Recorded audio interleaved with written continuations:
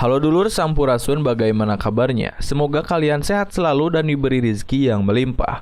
Balik lagi bersama saya Steve Dul Austin. Pada video kali ini saya akan merangkum film yang berjudul Shooter tahun 2007.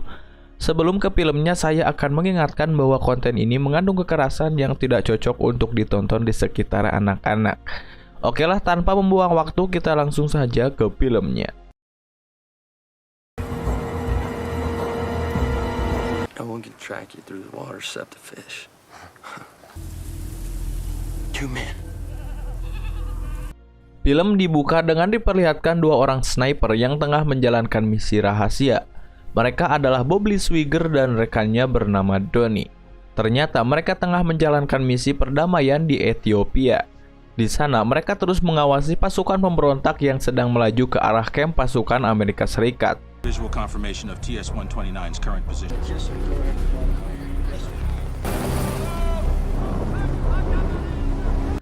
Jarak 900 yard tidak membuat mereka kesusahan dalam menjalankan misi ini. Dengan kematangan dan pengalaman yang jauh, mereka berhasil melumpuhkan target satu persatu. 100 yards. Wide spot on the...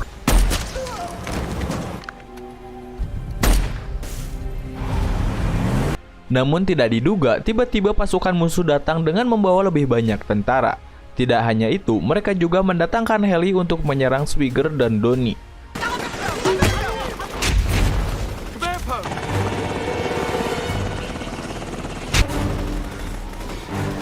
Swigger merasa heran karena dalam percakapan indikator tidak dijanjikan akan ada heli. Selain itu, pusat komando tiba-tiba memutuskan komunikasi radionya. Hingga akhirnya mau tak mau Swigger harus menghadapi heli itu. Donnie sempat berkata untuk segera mundur dan melarikan diri. Namun Swigger tetap kekeh untuk meledakkan heli tersebut. Tapi naasnya heli tersebut menghujani mereka dengan tembakan.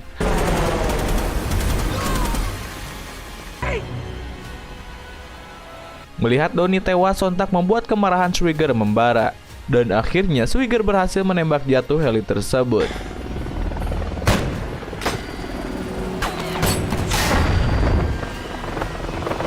Akibat peristiwa itu membuat Swigger mengalami kepedihan yang mendalam. Ia berhasil selamat dari peristiwa itu dan memutuskan untuk pensiun dini dari dunia militer. Scene beralih 3 tahun kemudian. Swigger memutuskan untuk tinggal menyendiri di pegunungan bersalju. Ia ditemani dengan anjingnya yang setia menemani hari-harinya. Swigger kini mengisi hari kosongnya dengan memburu. Scene berpindah pada kantor perusahaan militer swasta yang tidak disebutkan namanya. Seorang pensiunan kolonel angkatan darat AS bernama Isaac Johnson dan rekan-rekannya meminta laporan operasi tempur Swigger. Tidak ada maksud lain, sepertinya mereka akan meminta bantuan kepada Swigger. Esok paginya, Johnson datang bersama komplotannya ke tempat Swigger berada. Dan benar saja, Johnson meminta bantuan Swigger untuk menjalankan misi. Atas kejadian 3 tahun lalu, tentu saja Swigger menolak dan tak ingin lagi terlibat dalam dunia persniperan. Swigger menyuruh mereka untuk pulang, namun Johnson meminta waktu 5 menit untuk berbicara.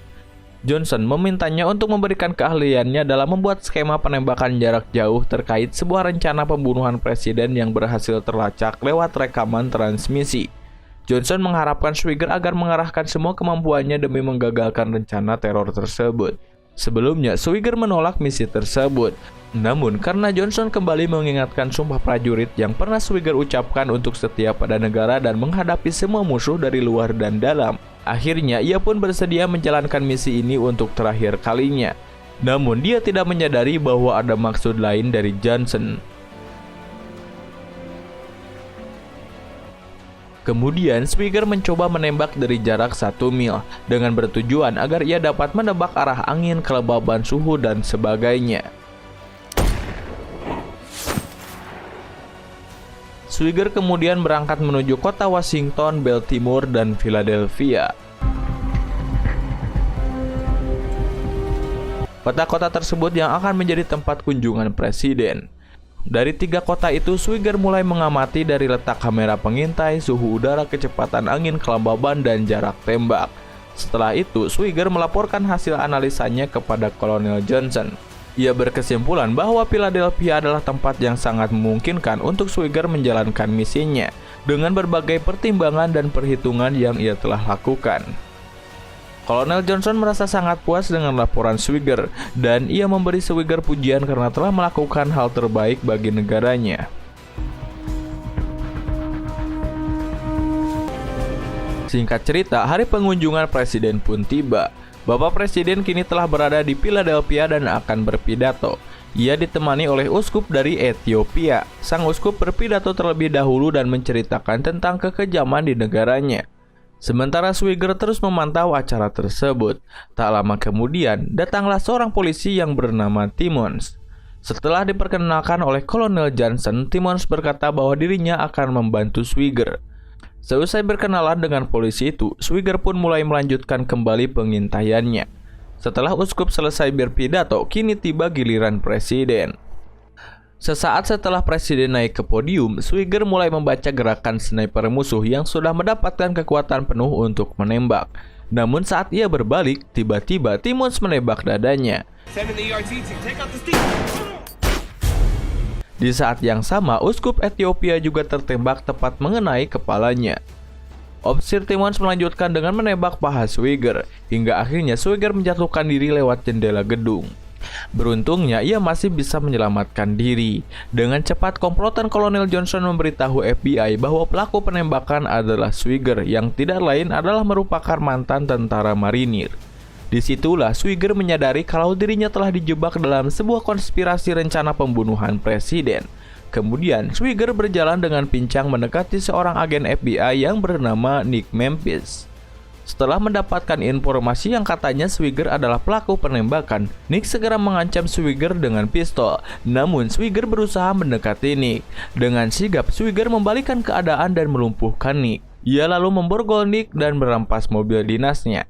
Sebelum pergi, Swigert berkata bukan dirinya yang melakukan penembakan. Ia hanya dijebak oleh Timmons. Dan kini Swigert pun diburu oleh pasukan FBI.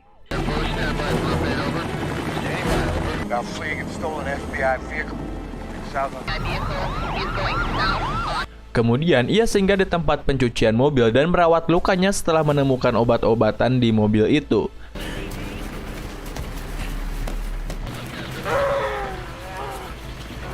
Namun sepertinya FBI sudah melacak posisi Swigert. Tak ingin tertangkap begitu saja, Swigert terus melanjutkan pelarian hingga akhirnya ia harus terkepung. Ia pun memutuskan untuk memundurkan mobilnya dan menceburkan diri ke sungai.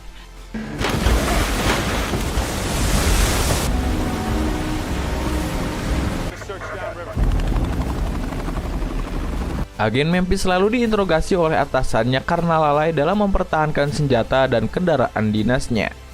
Namun, ia justru bersyukur karena masih dibiarkan hidup setelah mendapatkan perlakuan yang sama juga di 3 minggu yang lalu oleh anggota pasukan bersenjata. Sementara Timmons memberikan kesaksian palsu di depan media. Ia mengatakan bahwa dirinya telah menembak Swigert karena ia sendiri melihat Swigert telah menembak uskup Ethiopia. Kembali lagi ke Swigert. Di sana ia sedang mengendarai mobil yang entah punya siapa. Kemudian ia berhenti di sebuah toko untuk membeli alat dan bahan-bahan untuk merawat lukanya. Namun rupanya wajahnya sudah tersebar di media TV. Ia pun mencari pusat listrik toko itu dan membuatnya korslet. Dalam keadaan gelap, si penjual tidak mengenali bahwa itu adalah Swigert. Dia pun berhasil membeli bahan yang diperlukan untuk membuat cairan infus buatan yang membuatnya dapat sedikit bertahan. Lalu, Swigert menuju rumah seorang janda yang tidak lain istri dari almarhum sahabatnya, yaitu Donnie. Donnie yang telah gugur dalam menjalankan misi bersamanya waktu itu. Wanita itu bernama Sarah. Ketika melihat Swigert, Sarah langsung mengetahui bahwa Swigert adalah sahabat suaminya dulu. Tapi ia tidak mau terlibat dalam persembunyian Swigert. Sarah pun menolak Swigert untuk masuk ke rumahnya. Namun Swigert terus memohon bantuan kepadanya. Swigert tidak tahu lagi harus pergi kemana, sehingga ia bersumpah bahwa bukan dirinya lah yang menembak uskup. Akhirnya Sarah pun mengizinkan Swigert untuk bersembunyi di rumahnya. Namun ia menyuruh Swigert terlebih dahulu untuk memasukkan mobilnya ke garasi. Sarah lalu memanfaatkan momen itu untuk menelepon nomor darurat. Tapi belum sempat ia mengatakan apapun, Swigert sudah kembali. Sarah segera menutup teleponnya, namun tak lama polisi menelpon balik dan menanyakan keadaan yang dialami Sarah. Melihat Swigert terluka parah, Sarah justru mengatakan kalau tadi dirinya hanya kaget karena anjing tetangganya menabrak tong sampah rumahnya. Swigert lalu meminta Sarah untuk menjahit lukanya dan membungkusnya dengan perban. Kemudian ia memberinya resep cara merawat luka tembakan. Swigert pun membius dirinya sendiri dan Sarah memberanikan diri untuk merawat luka Swigert, walaupun ia sendiri takut melihat darah. Sementara di kantor FBI, Nick sudah semalaman belum tidur karena dirinya sedang mengalami kasus penembakan kemarin. Ia berasumsi bahwa Swigert bukan pelakunya. Swigert benar-benar telah dijebak. Kemudian ia mulai mengamati kejadian-kejadian tersebut.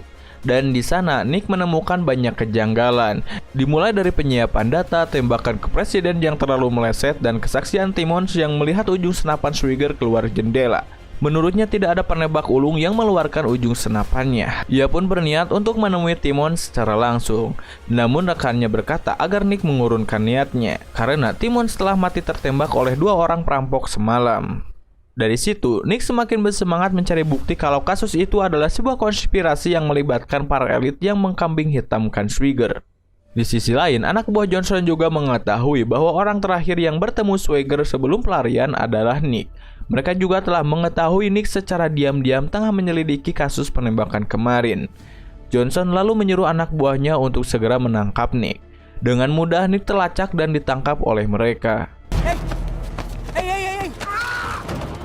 Nick lalu dibawa ke sebuah tempat. Di sana Nick disiksa dan dipaksa untuk mengatakan apa yang telah ia ketahui tentang kasus penembakan uskup Ethiopia. Tapi Nick tetap tak mau mengatakannya. Beruntungnya Swigert datang di waktu yang tepat menyelamatkan Nick. Swigert menembak mereka satu persatu dari jarak 200 meter.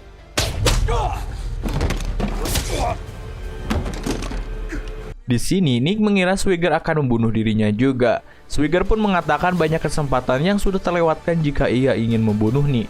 Kemudian Nick ingin membantu mencari pengacara untuk membela Swigert. Namun Swigert menilai hukum tak bisa menghentikan mereka. Johnson dan kelompoknya terlalu kuat. Mereka mungkin dipenjara 1 atau 2 tahun. Namun mereka akan kembali beraksi dengan nama berbeda dan kisah yang sama. Tapi Swigert di sini ingin menyatakan perlawanan kepada mereka. Akhirnya Nick juga memutuskan untuk ikut dengan Swigert. Mereka berdua lalu menuju sebuah daerah bagian negara Tennessee.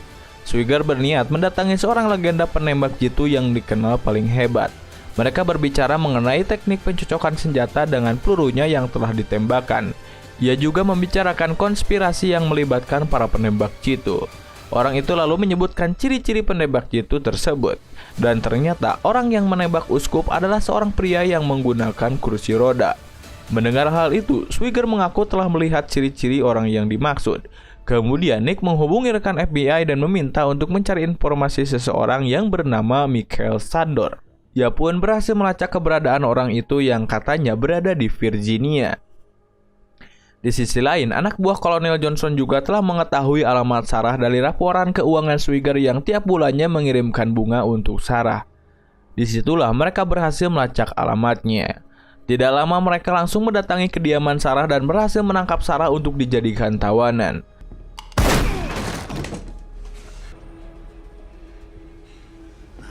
Scene kembali ke Virginia. Swigert dan Nick mulai melakukan pengintaian pada sebuah rumah yang diduga sebagai hunian Michael. Swigert telah membaca situasi itu sebagai umpan yang memang dipersiapkan untuk dirinya. Ia pun tak mau kalah dalam menghadapi jebakan mereka.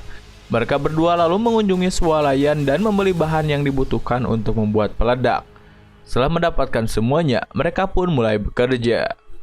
Tak ketinggalan, Swigert juga melatih Nick untuk menjadi seorang sniper handal dengan melatih kesabaran, konsentrasi, dan ketenangan jiwa.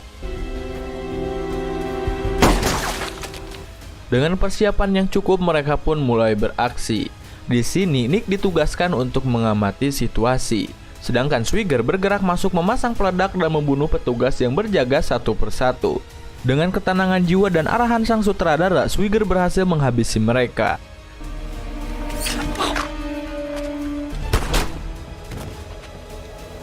Swigert lalu bergerak masuk ke dalam rumah dan menemukan Michael di dalam. Disitulah Swigger menanyai Michael untuk siapa dan apa maksud Johnson melakukan pembunuhan terhadap uskup Ethiopia. Michael lalu menceritakan bahwa Johnson dan komplotannya adalah kontraktor dalam industri perminyakan di Ethiopia. Mereka telah melakukan pembantaian dan pengusiran terhadap penduduk desa. Tujuannya agar mereka mencari tempat pemukiman lain. Bahkan Michael menceritakan orang yang menugaskan Johnson adalah senator dari Montana. Di saat yang sama, tim penyerbu mendekati rumah dan akan menyerang Swigger. Michael mengakhiri perbincangan dengan Swigger setelah memberitahu kalau mereka telah menangkap Sarah. Dirasa Swigger akan membunuhnya, Michael memilih untuk bunuh diri. Kini, Swigger harus menghadapi para pasukan tim penyergap itu. Dengan mudahnya, mereka menghabisi pasukan setelah menginstruksi Nick untuk meledakkan bom yang telah mereka pasang.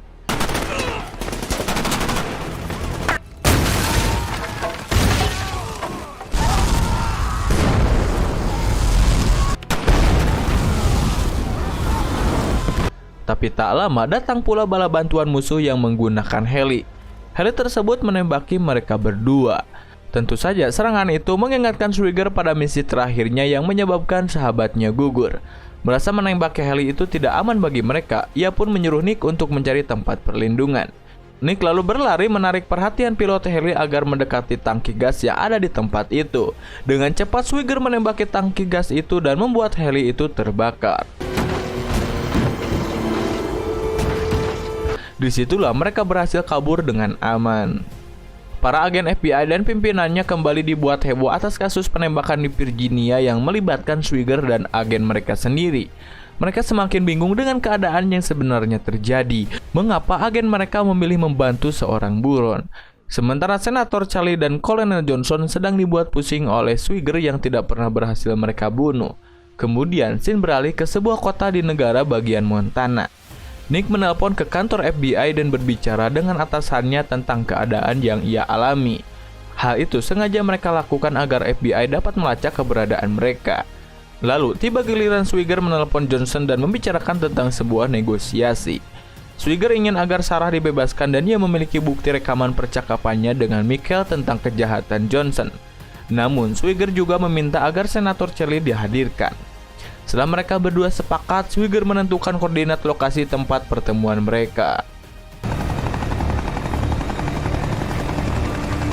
Singkat cerita, Johnson pun mendatangi pegunungan bersalju. Di sanalah tempat pertemuan dengan Swigger. Tak lama, Senator Charlie juga datang dengan helinya. Sesaat setelah kedatangan Senator Charlie, muncullah sosok lelaki yang berjalan dengan menenteng senjata. Mereka menyangka orang itu adalah Swigger. Secara tiba-tiba ia ditembak di bagian dada oleh seorang sniper suruhan Johnson. Ternyata mereka memang ingin mencurangi Swigger. Tapi Swigger sebagai seorang penembak jitu tidak kalah langkah. Dari situlah Swigger mengetahui posisi sniper Johnson. Swigger dengan cepat menghabisi sniper Johnson yang sedang berkamuflase.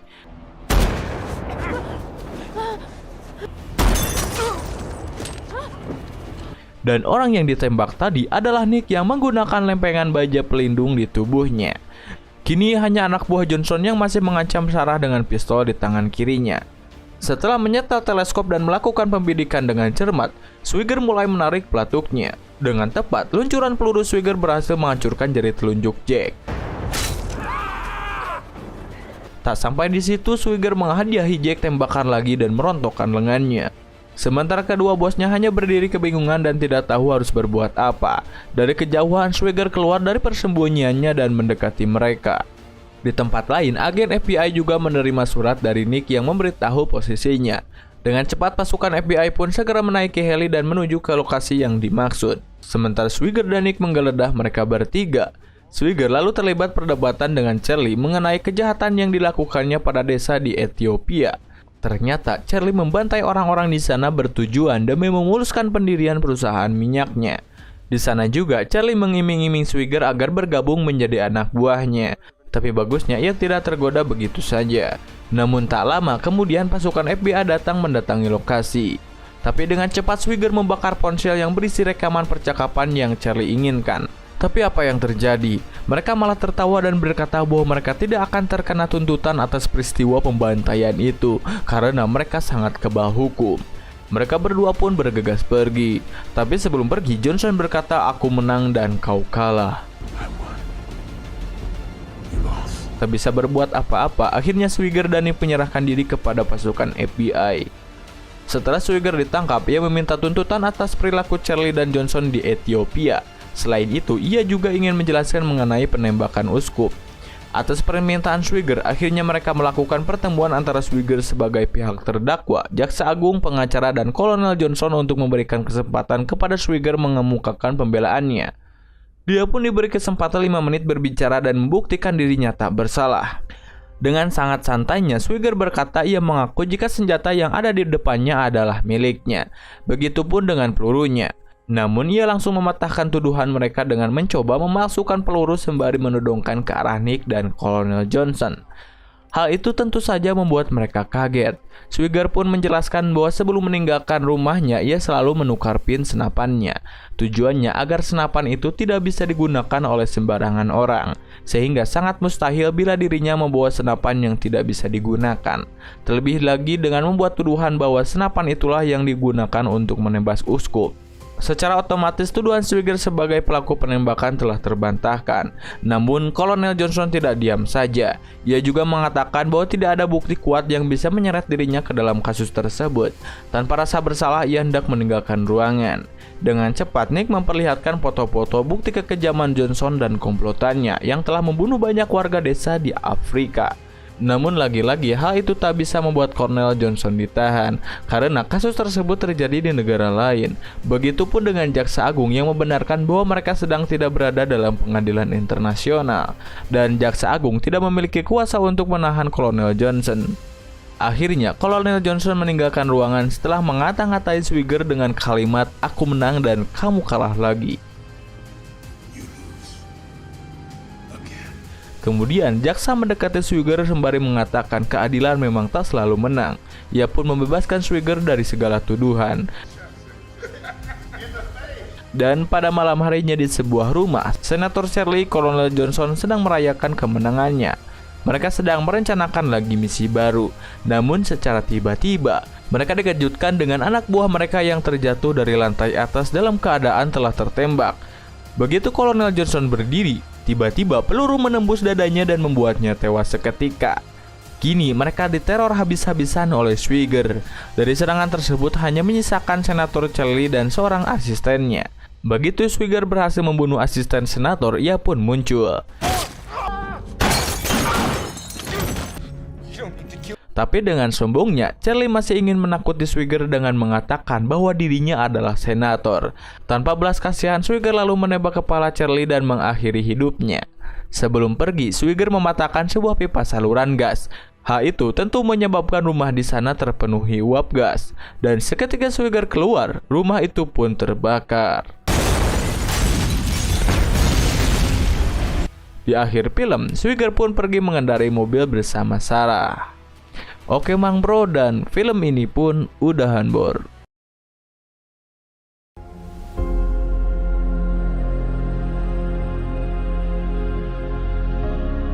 Nah dulur, itulah seluruh arus cerita film Shooter tahun 2007. Pesan yang bisa diambil dalam film ini bahwa tidak selamanya keadilan dapat didirikan jika di dalam negaranya masih terdapat tikus-tikus yang mencoba menggerogoti negeri ini.